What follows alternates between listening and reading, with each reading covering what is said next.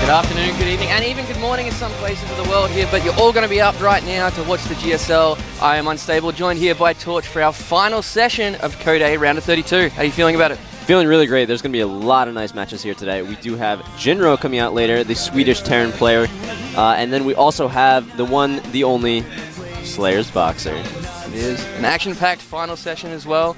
We also do have I Am Happy, Startail Curious on the roster as well, so definitely going to be watching these ones. And of course, later on tonight, we are going to have another round of Code S. And that will be broadcasted by you and Wolf once again in Code S. Nick and Dan, or Tastosis, will be back tomorrow to cast the GSTL tomorrow and the next day, and then the remainder of Code S this season. Yep. So sorry they went on vacation. They have deserved a really nice break. They've been doing a lot of really, really great casting for StarCraft 2 so far in the life of the game, and we will be seeing them for a long period to come. It is a lot more draining than people think, and they deserve that rest. But we are going to start it off with Hyperdub versus Happy today. It's going to be a really interesting game. Happy, he beat Slayer's Gambler, which is also known as Slayer's Tyson, I believe. A pretty good Zerg player, but Happy, a very, very strong Terran player coming from the Incredible Miracle team. Not so many results yet so far, so he does have a lot to prove. Hyperdub, he was previously doing very, very well in the GSL, and we'll see if he can continue that with a trend this season as well. Hyperdub really jumped into foreigner fandom, or actually not fandom, when he did actually take out TLO in one of the very first seasons of the GSL. So here we go. We got yesterday's matches coming up on screen now. We had the OGS The Wind versus MVP Tails. Tails taking that one out. We also had Hoseo Van versus Fox Soccer. Van taking that out. Hoseo San versus FXO Sheth. A big fan. Sheth. Taking that one out. And we also had MMA going down 2-0 to Puzzle. Just not many people expected. Yeah, that was a little unfortunate for the Slayers team. MMA has been doing very well in the foreign scene, but he came back to Korea, didn't win his final of the Super Tournament last season, and didn't clutch it out in the GSTL from last Thursday. Really good matches, but not exactly the results that were expected of MMA. He has been doing quite well, except for these past few results. So we'll be seeing if he can rally a little bit and come back for the future tournaments coming up. I'm sure he can, though, because you can't put someone on that high of a pedestal and expect them to win every game. It is a lot of pressure, and he is still an amazing player. Just the results haven't gone his way these past few days, but that's all right, though. So, but we also had Sheth qualify, which was amazing. The one foreigner coming over here, he did get given a seed because he was the highest ranking MLG player that came to GSL this season. We'll talk more about that later. But we do here have a Terran player, Hyperdub. Yes. Hyperdub, usually known for his unique builds and strategies. It could be his last game in the GSL, though. Or it's round of 32. He could be in GSL indefinitely. So yeah, that's true as well. Two sides of the coin right there. Do you think we're going to see anything unique here? We are going to be seeing a Terran versus Terran against Happy, so I don't know if he'll be doing the exact same build and just trying to use his micro to outplay his opponent, or if he will be going for some sort of different strategy like the screen tells us he will. It's a toss-up, really. Like, he does have that arsenal in him. It is a best-of-3. If the first one doesn't go the way he wants it to, he can force the game into the way he wants to play it in Game 2. We've seen him do it quite a bit in his recent matches. And Happy is a very strong Terran player. People really don't understand how good he is at the moment. 2 wins in the recent GSTL. This shows how good he is. And this was the recent GSTL match versus FOU they played on Friday. If you haven't checked out those games, a very, very good series. Not exactly how people were expecting it to go. Happy, as we were talking about last week, I was talking with Wolf, the Terrans from IM team, except for MVP, really are underestimated. They've got a really in-depth lineup, but there weren't a lot of players in the GSL and the GSTL before this upcoming season. So it's going to be interesting to see Happy, Yoda, how all these other race players from the IM team are going to do this season. Yeah, looks like the maps for today are going to be Set 1 Crossfire SE, Set 2 Terminus Re, and Set number 3 Dual Sight. Very interesting maps here for TVT. Yeah, it's going to see if we're going to have a different variety of play in these games today. Crossfire is the first map. It's a little bit smaller, and we're actually going to be jumping into it a little bit soon. But before we go in there, we want to talk a little bit about the different strategies that you can pull on this. Because there are those goals on the sides of the map, you can sort of rush to try to take an expansion there. And if you can defend it, you can get a huge economic lead over your opponent. But the problem is they're so far out there that you can actually, as the opponent to that, you can do a lot of like Banshee play or Hellion pushes to try to take that out. Dropship play is extremely effective on this map as well due to the map architecture. It's very difficult to get to and from your main natural to get back and defend. And if you're not prepared for that, you could go downhill very, very quickly. Yep.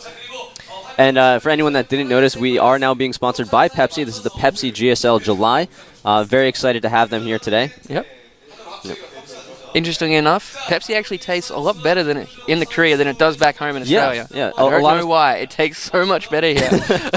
Well, I think it tastes good everywhere. But yeah.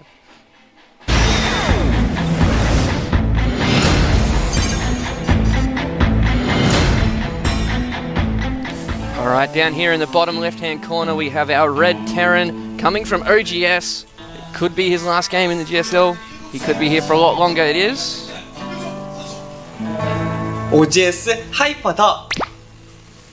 He already did that one. Yeah. He's running out of ideas. What are we going to do? I don't know.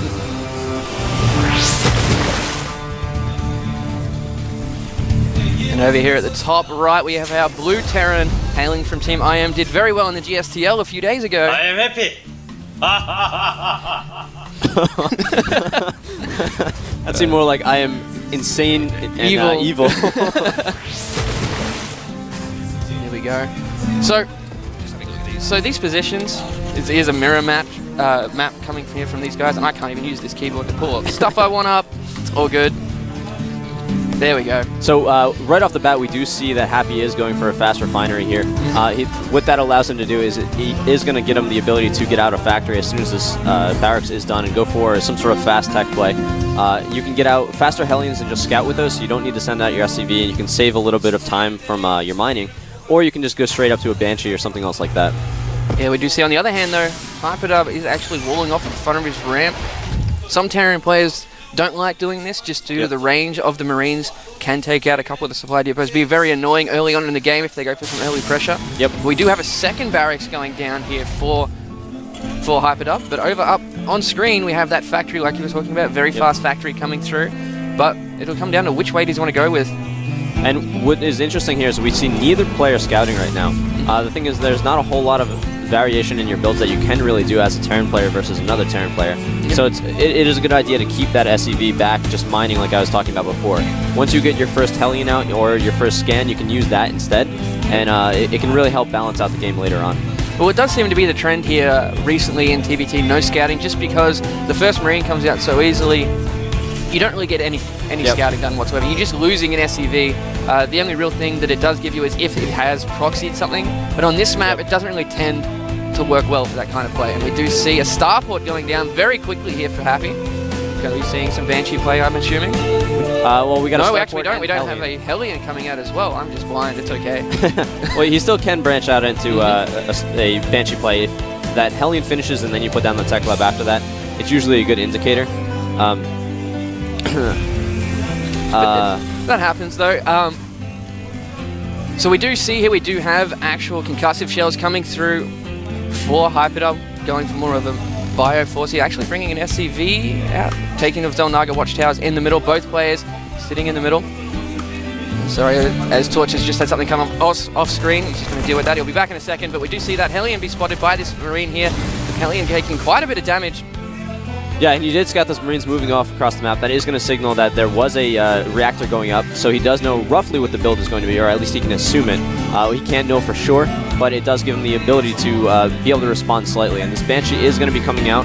There are a lot of Marines in play, and Stim is coming up for Hyperdub, so he should be able to defend against this quite easily.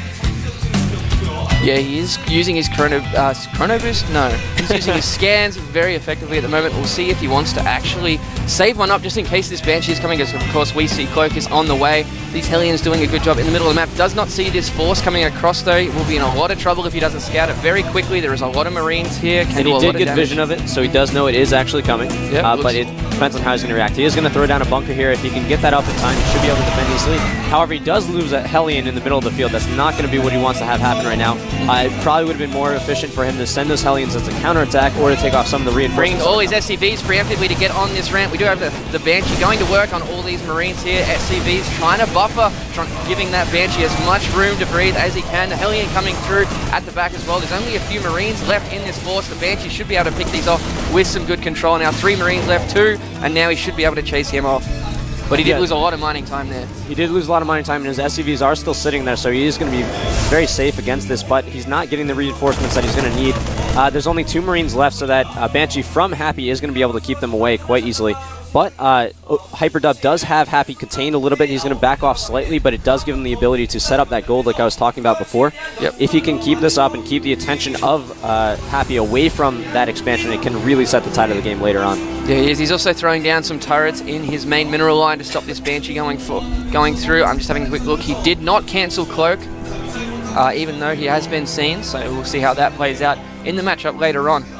Well, the thing with Cloak is he's only seeing that there's 1 base up for Hyperdub right now. When you only have 1 command center, you have a very limited number of scans. So while he can scan you and force you back a little bit, if you play very safe with that Banshee, you can force the scan, back off, come back in, and if he doesn't have another scan, you can do a ton of damage. Yeah, we do have this one Banshee going to work on a lot of these Marines. We do have a scan here. Energy is about 74 on the command center. There goes the scan. Stim going down does take out one of those Banshees, but that's a costly stim. A lot of those units do have lower health now. We do have a factory coming down here for Hyperdub as well, but Blue Flame in research for Happy. Yeah, this is a really interesting play. He gets out the Banshee and forces a lot of Marines, so it prevents the Marauder count from really getting up. And then you get Blue Flame Hellions, which can do a ton of damage to Marines if you get them in the right position. So as you're talking about with the wall up, it's really good because you prevent Hellions to run into your base, you prevent a lot of early aggression, but you leave a lot of vulnerable buildings out there. Not too bad because it's something that you can react to and throw up another supply depot. It only costs 100 minerals to occupy that Banshee for a little while. Yeah, Hyperdub splitting up his units here, trying to catch this Banshee out of position, but Happy not going to let him do that. He is still cloaked, got about 50 energy left on that Banshee, taking a lot of kills. He has 5 Marine kills now, a stim coming in from a couple of units, and something we've seen very recently is a lot of Terrans threatening to scan, but not actually scanning, and making the Banshee run away, use a lot of energy, and keeping that scan unless they desperately need it. This Banshee doing a lot of havoc here in the main, though. Yeah, a lot more damage than it really should be at this stage in the game. It's unfortunate for Hyperdub that he doesn't have more detection going on, and his buildings are spread out. The reason he spread those buildings out is so that if a scan goes down, Happy isn't able to see exactly what he's doing, but the problem is it leaves him vulnerable to these attacks like Happy's doing right now with Banshee, or drops later in the game. It's something that is good for a short period of time, but then it can hurt you later on depending on the situation. Yeah, exactly. So we do see that this gold is now up and running with the second orbital here for Hyperdub, but Happy's still on 1 base. He has got that command center up. It's going to take him a little bit to get it down into the natural here, but it looks like these Hellions may have found the gold. He's just going out to scatter. He does see the gold expansion. They do have Blue Flame. All these SCVs are going to die, and this is really going to hurt Hyperdub. Not only is he taking down the SCVs, but he is taking down both of those mules, which mining at the gold is a huge amount of minerals. He's going to force this orbital command to fly away. However, Hyperdub's army is in the middle, so he will be able to get his expansion to the natural expansion instead of the gold. It is a lot of downtime, though, which is going to hurt Hyperdub, but he did get a significant economy lead from having it at the gold. You can see here he is about 10 supply up, looking at the units tab. There is dead even on working. We do have an engagement in the middle, a couple of Marines going down for Happy, and it looks like Hyperdub does have a lot larger bioforce, forcing Happy to actually pull his command center back. Yeah, both players right now are just floating their command center, so it is relatively even, but Happy does have a ton of Blue Flame Hellions here, and not a whole lot of Marines to fight against these Marauders that are coming out. If he's not careful, he can lose those Hellions very, very quickly, and then the Marauders will just clean up the rest of his army. Yeah, we do have a stim on half of those Marines there to try and catch that Hellion. It is going to actually decloak, regen that energy. There's a lot of Blue Flame Hellions up here, as well as a Raven. It does have enough energy for a point defense throw to stop those Marauders. And meanwhile, there is still a Banshee back in the main base of Hyperdub, keeping distracted. But there is the main fight going on here. The Hellions are not getting the range that they really need to take out a lot of the Marines, but the Marines are going down. The Marauders are still there. Marauders versus Marines. The Marines do have a slight edge in that fight, and they are going to take it out here. Yeah, there is a Banshee and a tank in that mix as well. I can't really agree with Hyperdub's decision to attack up that ramp into a concave. Yep. It did look, at first glance, that he did have the larger army, but positioning is so important in this game. I believe he scouted it and saw that there were so many Blue Flame Hellions and thought he had the advantage because he had the Marauder and Marine Force with the medevacs, but a siege tank came out just in time for Happy. He was able to take down a lot of the units from Hyperdub very, very quickly. Yeah, and we do see that that Banshee that was harassing the main here for Hyperdub does actually escape with 2 HP. We are seeing the expansion now for Happy go down, being saturated quite well. Hyperdub a little bit behind here, hasn't transferred any drones just yet, any SCVs. Yeah, there's a lot of SCVs in Hyperdub's main. He does need to get those over to his expansion, otherwise they are just wasting their time right now. Just going on break. They are part of a union here, so not exactly the most efficient mining they could be getting right now. Now we do have these blue flame Heliums coming across the middle of the map, though. It does take out that Marine sitting at the watchtower. You can't really do any damage considering the positioning of these Marauders down here at the natural for Hyperdub, though. And those Hellions do see a scouting SCV. Nothing really indicative of that quite yet, and they are going to be chased back from the Bioforce of Hyperdub. However, that does give them the information. That does give Happy the information that Hyperdub should have a natural going up, so they are roughly even. Happy did save up a lot of energy on his command center, so he did drop 4 mules at the same time. So his income rate is actually going to be skyrocketing, but Hyperdub did something similar as well, so their incomes are almost exactly the same right now. Yeah, just looking here for Happy, though, it has had quite a few tank siege at his natural as Hyperdub does move out, but it's almost purely Marine Marauder. It is purely Marine Marauder. It's not going to be as effective versus these tanks as he would like it, especially with this Banshee. 3 Banshees and a Raven there as well. It does have enough energy for another point defense drone, so those Marauders aren't going to be able to focus down the tanks as well as they'd like. Yeah, it's very interesting to see a pure bio force coming out here from Hyperdub. That's very true, and these Blue Flame Hellions that Happy has running around the map are really great. They're not doing any specific damage right now, but they're keeping that thought in Hyperdub's mind that, oh, well, there could always be a Blue Flame Hellion counterattack. He always needs to be worried about that. He always needs to keep a bunker in his natural and be able to defend against it. We do have 5, 6 dropships being loaded up here with all his units. Going to catch him off guard, but actually does get caught by this floating barracks.